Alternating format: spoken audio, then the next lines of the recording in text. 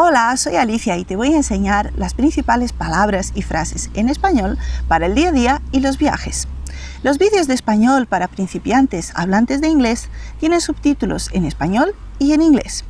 Puedes alterar la velocidad de reproducción de YouTube si prefieres el vídeo más lento. Hablamos sobre trabajo y profesión en español. Empezamos con vocabulario de profesiones en masculino y femenino y luego algunas frases para que puedas describir tu ocupación profesional.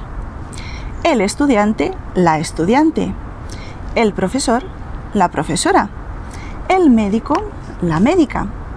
El enfermero, la enfermera. El abogado, la abogada. El ingeniero, la ingeniera. El oficinista, la oficinista.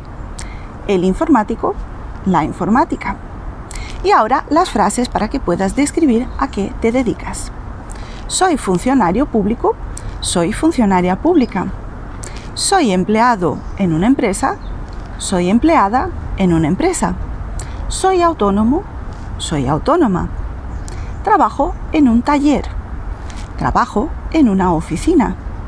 Trabajo en casa. En este momento no trabajo. Estoy buscando trabajo. Estoy estudiando. Estoy de vacaciones.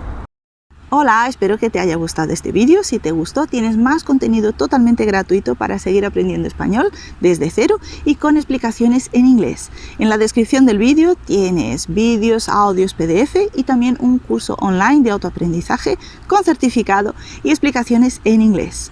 Y si te gustó este vídeo, deja tu me gusta, suscríbete al canal y también deja tu comentario. Indícame qué es lo que te gustaría aprender en español y así puedo crear contenido adaptado a los deseos y a las necesidades de mis estudiantes. Muchas gracias por tu apoyo y espero que te lo pases muy bien aprendiendo español.